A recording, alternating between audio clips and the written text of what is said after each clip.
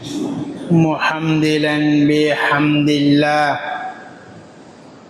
ومبسملا بسم الله ومصليا على خير خلقه سيدنا محمد بن عبد الله وعلى آله وصحبه أجمعين أما بعد فقد قال الله سبحانه وتعالى في قرآنه الكريم بعد أعوذ بالله من الشيطان الرجيم بسم الله الرحمن الرحيم إن الدين عند الله الإسلام وقال نبينا صلى الله عليه وسلم الدين النصيحة அகிலத்தை படைத்து பரிபாலிக்கின்ற வல்லநாயன் அல்லாஹு தாலாவுக்கே எல்லா புகழும் உரித்தாகட்டும். அல்ஹம்துலில்லாஹ். நரகத்தின் விளிம்பிலே வாழ்ந்து கொண்டிருந்த மக்களை நேர்வழிப்படுத்துவதற்காக அல்லும் பகலும் தன்னை அர்ப்பணித்த என் உயிரை விட நான் நேசிக்குகின்ற விரும்புகின்ற எங்கள் முஹம்மது முஸ்தபா ஸல்லல்லாஹு அலைஹி வஸல்லம் அன்னவர்கள் மீதும் அன்னாரின் அடிச்சுவடுகளை பின்பற்றி வாழ்ந்த உத்தம சஹாபாக்கள், தாபீங்கள், முஸ்லிமான ஆண்கள் பெண்கள் அனைவர்கள் மீதும் அல்லாஹ்வுடைய சாந்தியும் சமாதானமும் உண்டாவதாக. இறை இல்லத்தில் ஒன்று கூடியிருக்கும் இறை நல்லடியார்களே, கனவான்களே, இந்த உலகத்துடைய வாழ்க்கை அற்பமானது, சொற்பமானது. இந்த குறுகிய வாழ்க்கை திட்டத்தில் வாழ வந்திருக்கும் நாம், எங்களை படைத்த ரப்புல் ஆலமீன் ஜல்ல ஜலாலு எந்த விடயங்களை எடுத்து நடக்கும்படியாக ஏவினானோ அந்த விடயங்களை அவசரமாக எடுத்து நடக்கும்படியாகவும், எந்த விடயங்களை தவிந்து கொள்ளுங்கள் என்று அல்லாஹ் தடை விதித்தானோ அந்த தடைகளை தவிந்து கொள்ளுமாறும் தனக்கும் தாங்களுக்கும் வசியத்தின் அன்பு கட்டளை பிறப்பிக்கின்றேன்.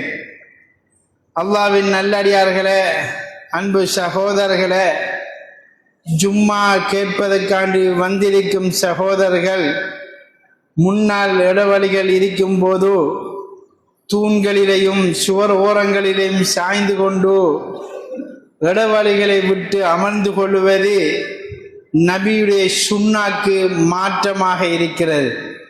எனவே சற்று அசைந்து முன்னால் இருக்கும் இடவழியை நிரப்புங்கள் சகோதரர்களே.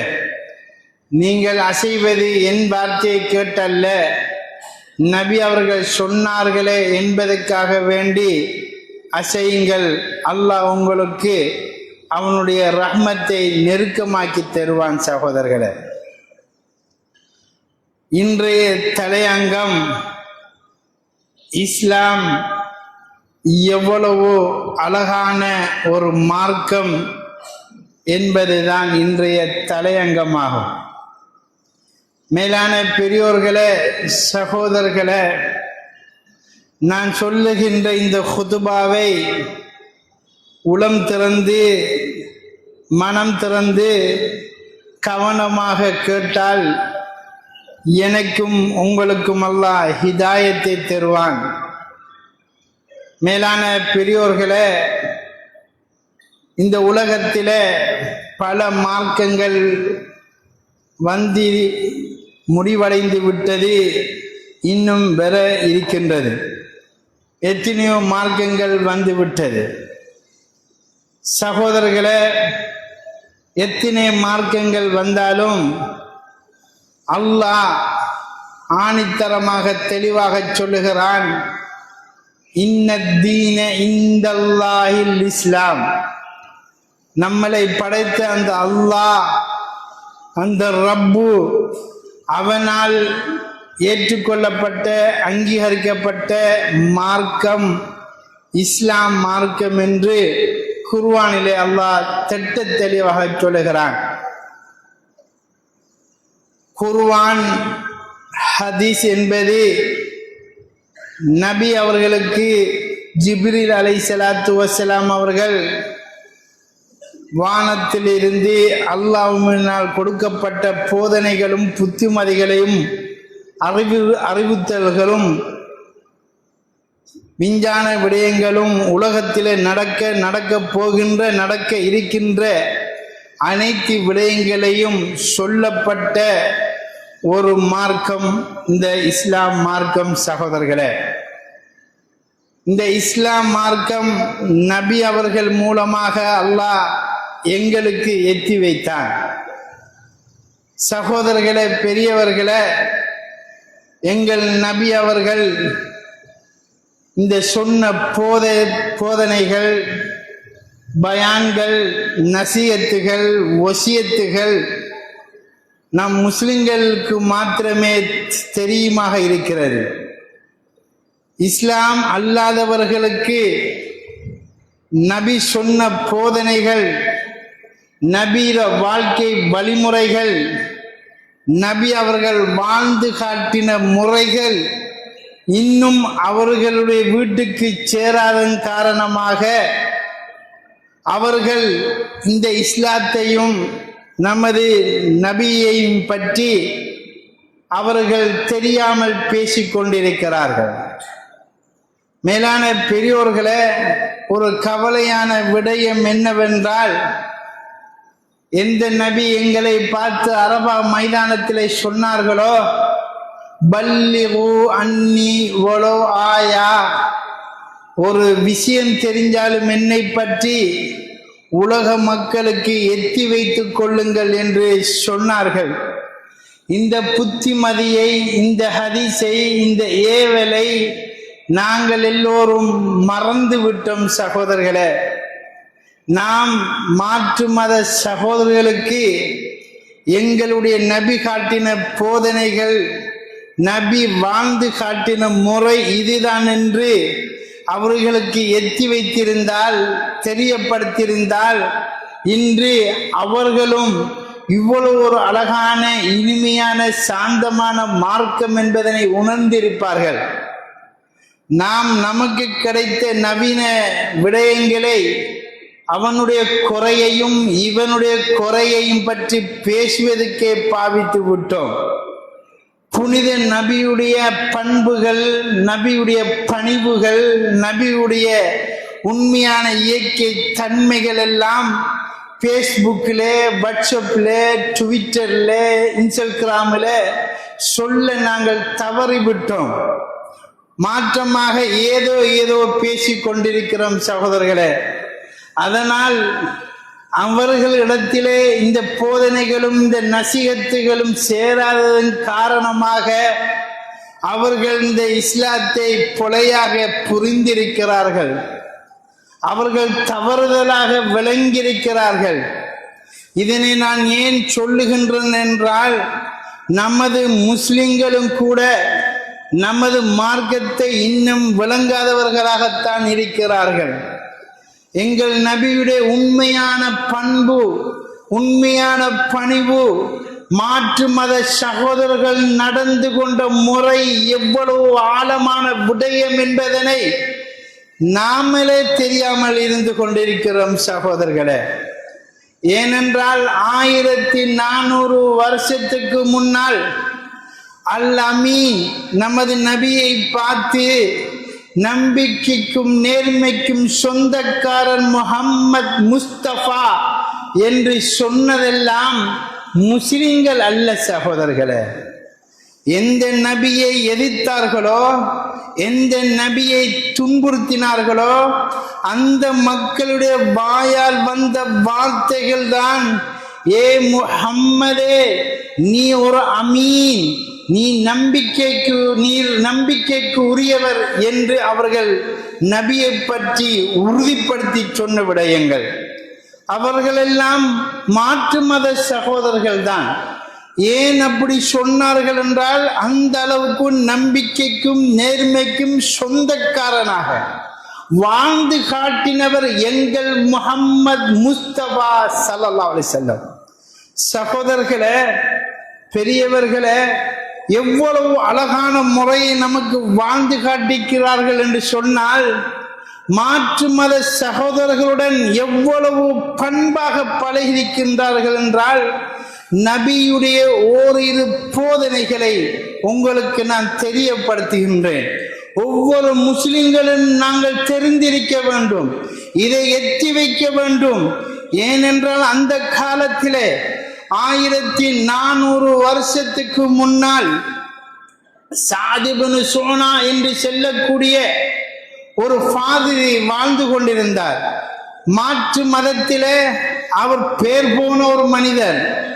நபியுல்லாஹி ஸல்லல்லாஹு அலைஹி வஸல்லம் அவர்கள் மாற்று மத சகோதரர்களுடன் கொடுக்கல் வாங்கல் செய்வார்கள், கடன் உதவி எடுப்பார்கள், நம்பிக்கை நேர்மையாகவும் நடந்தும் காட்டியிருக்கிறார்கள். ஒரு நாள் முஸ்லிம்களுக்கு தேவை வந்த நேரத்திலே நபியுல்லாஹி ஸல்லல்லாஹு அலைஹி வஸல்லம் இந்த ஃபாதிரியிடம் பெரிய சம்பவம் சுருக்கி சொல்லுகிறேன், ஒரு 80 மிஸ்கால் தங்க நாணயங்களை அடகு வைத்து, ஒரு பொருளை அடகு வைத்து கடனாக பெறுகிறார்கள் ஸல்லல்லாஹு அலைஹி வஸல்லம்.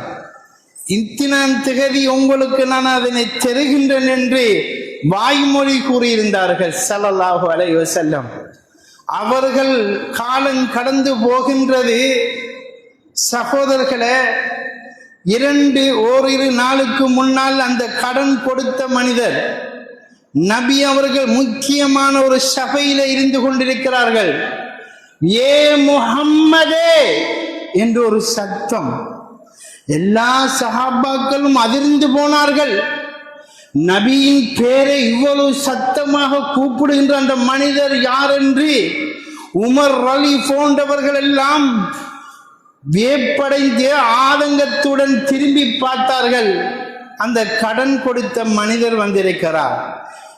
நீங்கள் எல்லாம் இப்படித்தான் முஹம்மதே, கடன் வாங்கினால் உரிய நேரத்துக்கு கொடுக்க தெரியாத ஒரு ஏமாத்துக்காரர் நீங்கள் என்று ஒப்பந்தத்துக்கு முன்னாலே வந்து நபி அவர்களை திட்டுகின்றார். ஆத்திரமடைந்து உமர்கள் தங்க பொங்கி ஒளிம்பினார்கள். ஏனென்றால் நபியை உயிரை விட நேசித்த மனிதர்கள் அவர்கள் எல்லாம். பொங்கி ஒளிம்பி, யார சூழல்லா, இவர் தவறாக பேசுகின்றார், உங்களை நான் அவர் கழுத்தை சீவிடுவேன் என்று ஆத்திரமடைந்தார்கள். நபி அவர்கள், உமரே பொறுமையுடன் இருக்க பழகிக்கொள், அவருக்கு நாம் வாங்கின கடன் நாம் கொடுக்கத்தான் வேணும். அவரை அணுகி சொல்லுகிறார்கள், கடன் வாங்கினது உண்மை, நேரம் இருக்கிறது, நாட்கள் மீதமாக இருக்கிறது, இருந்தும் நீங்கள் அழகான முறையில் கேட்டால் நாங்கள் தந்திருப்போம். உடனே சொல்லுகிறார்கள், பைத்துல் மாலிலிருந்து 80 மிஸ்கால் காசை எடுத்து கொடுங்கள், தங்க நாணயத்தை. அவர்கள் அங்கே எடுத்துக்கொண்டு கொடுக்கும் போது நபி அவர்கள் மீண்டும் ஒரு சத்தம், இதுதான் நபி. நாங்கள் ஏன் உசிரை விட நேசிக்கிறோம் என்றால் இப்படி பண்புள்ள ஒரு மனிதர். என்ன சொன்னார்கள் தெரியுமா? உமரே, நீங்கள் 20 மிஸ்கால் இன்னும் அதிகமாக்கி கொடுங்கள். ஏன் யார சூழல்லாம், அவர்களிடம் 80 மிஸ்கால் தானே வாங்கினோம். நீங்கள் அதட்டினீர்கள், சபையிலே அவரை அதட்டினீர்கள். அவர் தவறாக நடந்தாலும் நீங்கள் அதட்டும் போது அவர் உள்ளத்திலே பயம் ஒன்று வந்திருக்கும்.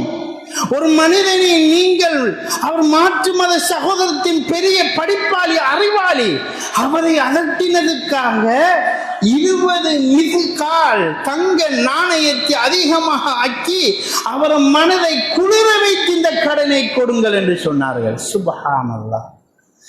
சகோதரர்களே, இப்படிப்பட்ட ஒரு மனிதர் தான் எங்கள் முஹம்மது முஸ்தபா ஸல்லல்லாஹு அலைஹி வஸல்லம் அவர்கள். இந்த சம்பவம் எல்லாம் அந்த மக்களுக்கு எத்தி வைக்க தவறிவிட்டோம். இதை தெரியப்படுத்த நாங்கள் மறந்து விட்டோம். விட்டு விட்டதனால் நபி அவர்கள் மோசமானவர், பொல்லாதவர் என்று விளங்கியிருக்கிறார்கள் சகோதரர்களே. காரணம் நாங்கள் தான். நாங்கள் இந்த சம்பவங்கள் எல்லாம் சேர்த்திருக்க வேண்டும். எங்கள் நபி சாதாரண ஒரு மனிதராக வாழவில்லை என்பதனை அவர்கள் உணர்ந்திருப்பார்கள். இது மாத்திரமா சகோதரர்களே? ஒரு நாள் எவ்வளவு பண்பாக நமக்கு வழிகாட்டினார்கள். பள்ளிக்குள் ஒரு மாற்று மத சகோதரர் சிறுநீர் கழிக்கிறார். நமது பள்ளிக்குள் ஒருவர் சிறுநீர் கழித்தால், அதுவும் வேறொரு சகோதரர் வந்து கழித்தால் எப்படி துடிப்போம்? நபி அவர்கள் தாவூஹு சஹாபாக்களே, அவர் சிறுநீர் கழித்து முடியும் வரைக்கும் அவரை விட்டு விடுங்கள், இடையில் அவரை தடுக்க வேண்டாம்.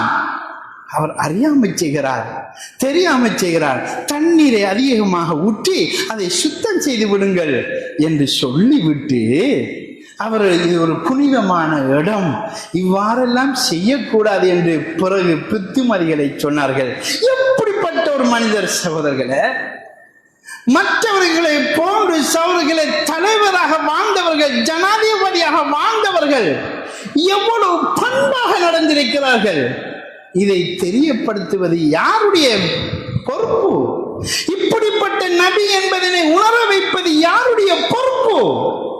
சும்மா வாட்ஸ்அப்பிலையும் ட்விட்டரிலும் தேவையில்லாத விடயங்களையும் அவனுடைய குறையையும் இவனுடைய குறையையும் கூறி திரிபவர்கள் எல்லாம் இதை கூற மறந்து விட்டார்களே சகோதரர்களே. உங்களுக்கு தெரிந்த ஒரு சம்பவத்தை நான் சொல்லுகிறேன். எங்கள் நபி அவர்கள் எப்படி பணிவுடன் மாற்று மத மக்களுடன் நடந்தார்கள் என்பதை. ஒரு மூதாட்டி தாய் சுமக்க முடியாத சுமையை சுமந்து கொண்டு யாரை ஒருவரை திட்டிக் கொண்டு போய்க் கொண்டிருந்தார்கள்.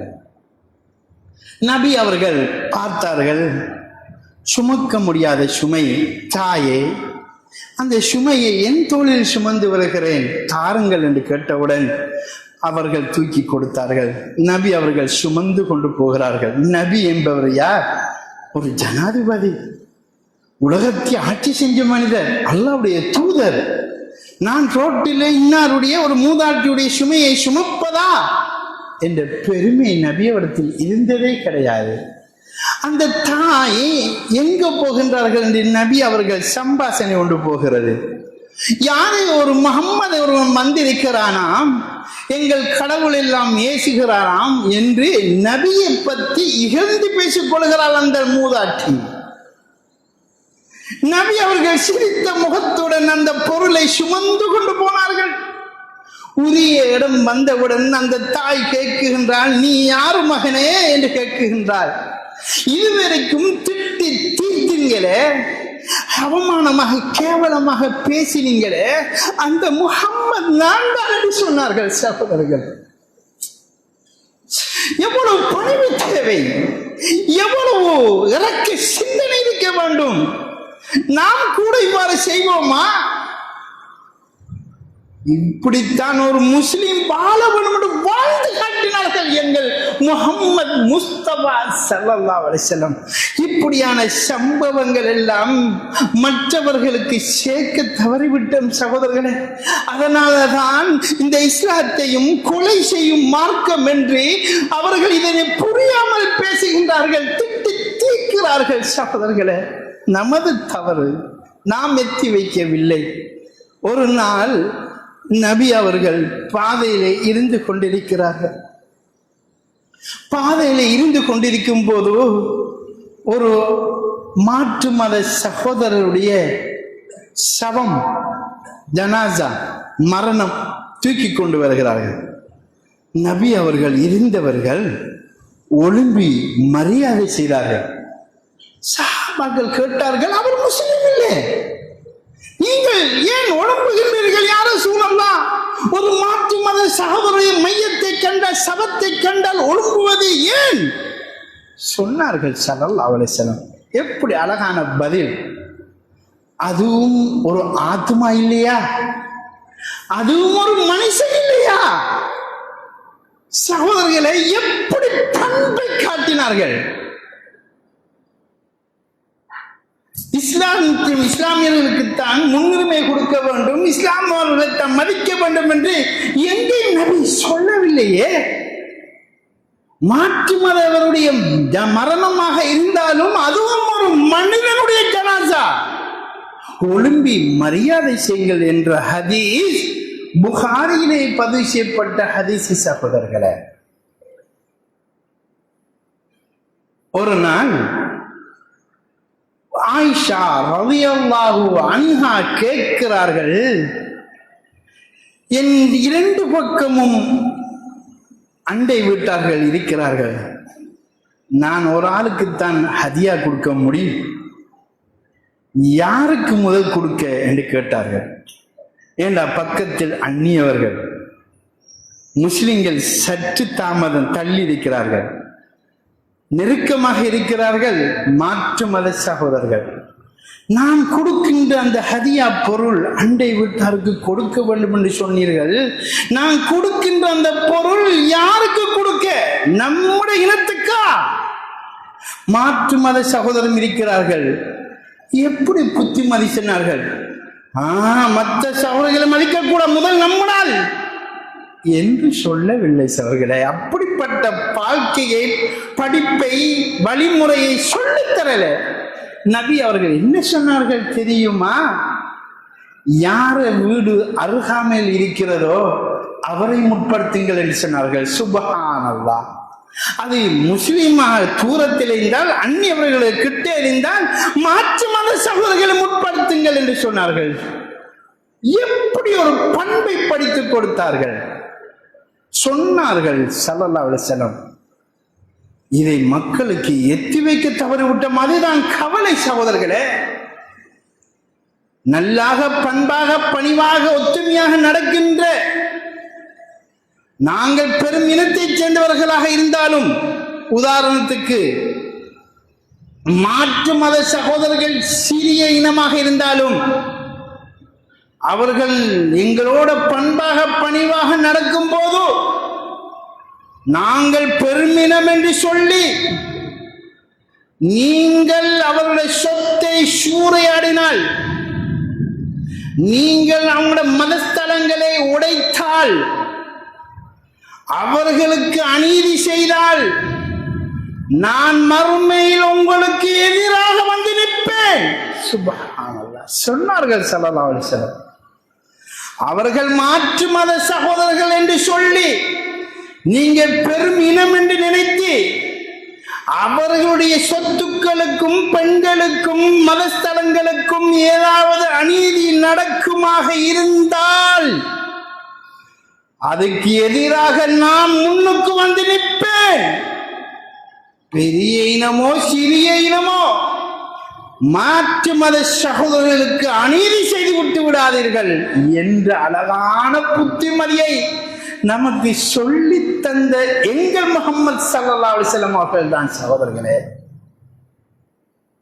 சொல்லுவார்கள் நபி அவர்கள், யுத்த களத்திலே அவருடைய தலை பறக்க வேண்டும் அல்லது எங்கள் தலை பறக்க வேண்டும்.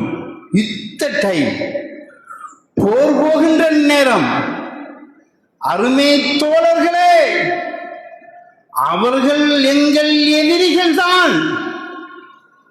ஆனாலும் அவர்களுடைய முதிர்ந்தவர்களை கழுத்தை வெட்டி விடாதீர்கள், அவர்களுடைய பெண்களுக்கு அநீதி செய்து விடாதீர்கள், அவர்களுடைய மதஸ்தலங்களை உடைத்து விடாதீர்கள், அவர்களுடைய சிறியவர்கள் மீது இரக்கம் காட்டுங்கள். யுத்த நேரமாக இருந்தாலும் இப்படிப்பட்டவர்களுக்கு மன்னிப்பை கொடுத்து விடுங்கள், அநீதி செஞ்சு விடாதீர்கள். இதுதான் நபியுடைய போதனை சகோதரர்களே. எந்த நேரத்தில்? யுத்த களத்தில் இருக்கும்போது சொன்ன போதனைகள். அபூபக்கர் ரலியல்லாஹு தஆலா அவர்களுடைய மகள் அஸ்மா ரலியல்லாஹு அன்ஹா கேட்கிறார்கள், யா ரசூலல்லாஹ், எங்கள் அப்பா மாற்று மதத்தில் இருக்கிறார், அவர்களை சேர்த்தி அன்பாக பண்பாக நாங்கள் நடக்க முடியுமா? அஸ்மா அவர் எந்த மதமாக இருந்தாலும் பாப்பாவுடைய பாப்பா என்ற சேர்ந்து நடங்கள். அவர்கள் நம்மிடத்தில் வரவில்லை என்பதற்காண்டி ஒதுக்கி விடாதீர்கள் என்று சொல்லி தந்த நபியை பற்றி அவர்களுக்கு எத்தி வைப்பது யார் சகோதரர்களே? நாங்க தான் எத்தி வைக்க வேண்டும். இப்படிப்பட்ட இனிமையான பண்பான பணிவான பாசமான ஒரு மார்க்கம் சொன்னார்கள் நபியார்கள். மனிதனுக்கு மாத்திரமல்ல, யா ரசூலல்லாஹ், கோழி வளர்க்கிறோம், புறா வளர்க்கிறோம், மிருகங்களை வளர்க்கிறோம், புல்லு வெட்டி போகின்றோம், தீன் போடுகிறோம், நேரத்தை செலவழிக்கிறோம், இதுக்கும் நன்மை கிடைக்குமா? சொன்னார்கள் ஸல்லல்லாஹு அலைஹி வஸல்லம், எந்த உயிருள்ள ஜீவனாக இருந்தாலும் நீங்கள் அதுக்கு பணிவிடை செய்தால் அதுக்கு கூலிகள் எழுதப்படும் என்று ஸல்லல்லாஹு அலைஹி வஸல்லம் சொன்னார்கள். அது மிருகம் தானே என்று சொல்லவில்லை. நபியுல்லாஹி ஸல்லல்லாஹு அலைஹி வஸல்லம் வன்மையாக தடுத்த விடயம், பாரம் சுமக்காத அளவுக்கு மிருகங்கள் மீது பாரத்தை சுமத்தாதீர்கள். அது பார்க்க தடுக்கப்பட்ட ஒரு விடயம். தகுதிக்கேற்ற பாரத்தை மிருகமாயிருந்தாலும் நீங்கள் கவனமாக இருங்கள் என்று சொல்லி தந்த மார்க்கம் சகோதரர்களே. எப்படி ஒரு அழகான மார்க்கம் சொன்னார்கள். அண்டை வீட்டான் யாராக இருந்தாலும் ஆணம் சமைத்தாலும் தண்ணீரை அதிகமாக ஊற்றி உங்கள் வீட்டிலே நடக்கின்ற அந்த ஆட்டு பிரியாணி, கோழி பிரியாணி, அது என்ன ஆணமோ இருந்தாலும் கொஞ்சம் அதிகமாக தண்ணீரை ஊற்றி அண்டை வீட்டான மனசை குளிர வைங்கள் என்று ஸல்லல்லாஹு அலைஹி வஸல்லம் சொன்னார்கள். எப்படி சொன்னார்கள்? அண்டை வீட்டானை துன்புறுத்தி அவனோட மனசு உடைய நடந்து அவனோட கல்பு ஒட்டிற அளவுக்கு நடந்தால் சொர்க்கம் அடைய முடியாது என்று சொன்னார்கள். அண்டை வீட்டை பற்றி எப்படி பேசினார்கள் சகோதரர்களே. எல்லாரும் சமத்துவம் என்று சொல்லி தந்தது முஹம்மது ஸல்லல்லாஹு அலைஹி வஸல்லம் அவர்கள். அரசனாக இருந்தாலும் சஃப்புலே அவர் வந்து இருக்க வேண்டும். இது அரசியல், இது ராயல் ஃபேமிலியில சஃப்பு, இது அரசியல்வாதியில சஃப்பு. அப்படிய நபியார்கள் படித்து தரவில்லை. அல்லாஹ்வுடைய வீட்டிலே அரசனும் ஆண்டியும் ஒன்று சமமாக இருக்க வேண்டும். இது அவர்களுடைய சஃப்பு, இது இவர்களுடைய சஃப்பு என்று பிரித்த சரித்திரமே கிடையாது ஸல்லல்லாஹு அலைஹி வஸல்லம். ஏழைகளுடன் அன்பாக நடங்கள், பணிவாக நடங்கள், பாசமாக நடங்கள் என்றுதான் சஹாபாக்களை சிந்தனையெல்லாம் மாற்றினார்கள். அன்பார்ந்த சகோதரர்களே, நான் சொல்லுகின்ற விடயம் என்னவென்றால் இன்னும் நிறைய பேசிக்கொண்டே போகலாம். நபி அவர்கள் பறவைகளுடன் எப்படி அன்பாக நடந்தார்கள், நபி அவர்கள் ஏழைகளுடன் எப்படி அன்பாக நடந்தார்கள், நபி அவர்கள் எதிரியுடன் கூட எப்படி நடந்தார்கள் என்று பேசிக்கொண்டே போகலாம். ஆயிரம் ஆயிரம் சம்பவங்கள், நேரம் இடம் கொடுக்காது. நான் சொல்லுகின்ற விடயம், நாம் முதல் இந்த சம்பவங்களை தெரிய வேண்டும். நமது நபி காட்டின் அந்த போதனைகளை மாற்று மத சகோதரருக்கு எங்களால் முடிந்த நவீன கருவிகள் மூலமாவது நூட்களின் மூலமாவது அவர்களுக்கு எத்தி வைக்க வேண்டும், பண்பாக எத்தி வைக்க வேண்டும். சகோதரர்களே, பெரியவர்களே, அல்லாஹ் தெளிவாக சொல்கிறான், லா யன்ஹாகுமுல்லாஹ், அல்லாஹ் சொல்லுகிறான், நல்ல மக்கள் வாழுகின்ற மதத்தவர்கள் ஒரு ஊரிலே ஒரு நாட்டிலே நல்ல மக்கள் இருக்கின்ற அந்த மக்களுக்கு நீங்கள் புண்ணியம் செய்யுங்கள், நான் தடுக்கவில்லை என்று அல்லாஹ்வே சொல்லுகிறான். மற்றவர்களுக்கு புண்ணியம் செய்யுங்கள், உதவி செய்யுங்கள் என்று தெளிவாக அல்லாஹ் சொல்லியிருக்கிறான். அப்படிப்பட்ட அழகான, இனிமையான, பண்பான, பாசமான, நேசமான ஒரு மார்க்கத்தில் தான் இருந்து கொண்டிருக்கிறோம் சகோதரர்களே. யா அல்லாஹ், இந்த மார்க்கத்தை எங்களுக்கு முதல் நீ விளங்கப்படுத்துவாயாக. யா அல்லாஹ், முதல் நேர்வழியை எங்களுக்கு தருவாயாக. நபியில் அந்த பண்பையும் பணிவையும் பாசத்தை முதல் எங்களுக்கு தந்தல்வாயாக. யா அல்லாஹ், இந்த இஸ்லாத்தை பற்றி நல்லெண்ணத்தை மாற்று மத சகோதர உள்ளங்களில் உண்டு பண்ண வைப்பாயாக. ஆமீன் ஆமீன். வாஹிரத் தவானா அனில் ஹம்துலில்லாஹி ரபில் ஆலமீன்.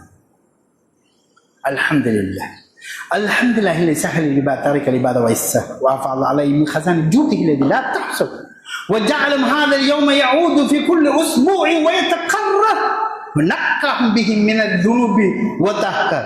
احمد سبحانه وتعالى على نعمه الذي لا تحصر وهو المستحيل يحمد ويشكر. واشهد ان لا اله الا الله وحده لا شريك له خلق فقدر ودبر ويسر. واشهد ان محمد عبده ورسوله صاحب اللواء والكوثر. اللهم صل على محمد وعلى ال محمد ما لاح الهلال وانبر وسلم تسليما كثيرا كثيرا. اما بعد فيا عباد الله اتقوا الله فان ليس زي من ادرك المال والجاه والعزه فانما سعيد من اتقى الله فيما يبدي ويبيد ونجا من نار حرها الشديد وطعام اهلها الزكوم واللباس مع القدران والحديد. فقد قال جل وعلا في القران الكريم بعد اعوذ بالله من الشيطان الرجيم بسم الله الرحمن الرحيم واما من خاف مقام ربه ونهى النفس عن الهوى فان الجنه هي المأوى. بارك الله لنا ولكم بالقرآن العظيم ونفعنا منه بالآيات والذكر الحكيم. أقول قولي هذا أستغفر لي ولكم من كل ذنب فاستغفر إنه غفور.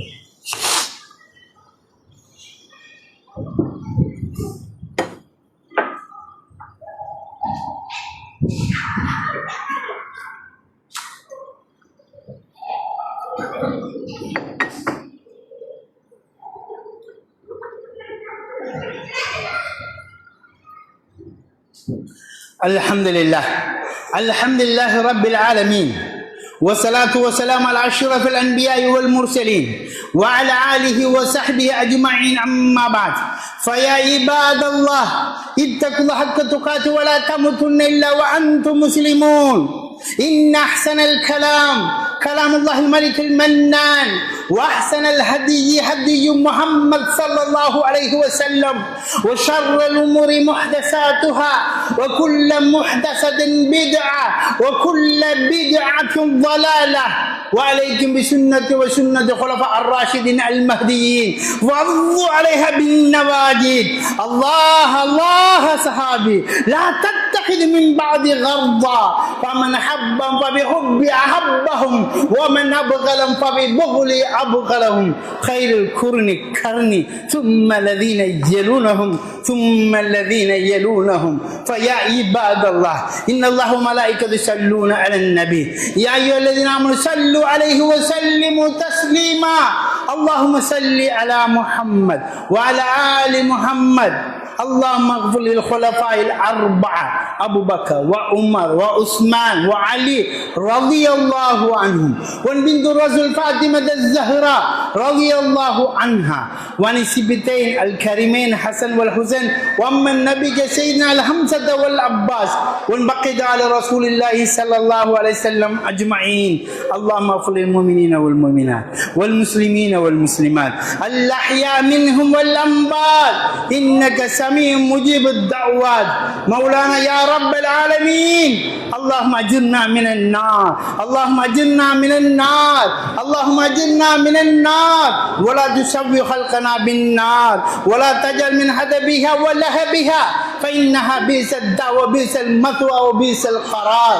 ربنا اغفر لنا ولإخواننا الذين سبقونا بالإيمان ولا تجعل في قلوبنا غلا للذين آمنوا ربنا إنك رؤوف رحيم. فيا عباد الله رحمكم الله إن الله يأمر يأمركم بالعدل والإحسان وإيتاء ذي القربى وينهى عن الفحشاء والمنكر والبغي يعظكم لعلكم تذكرون فاذكروا العليم الجليل الجبار يهديكم ولذكر الله تعالى والله أكبر والله يعلم ما تصنعون أقيموا الصلاة فإن الصلاة تنهى عن الفحشاء والمنكر.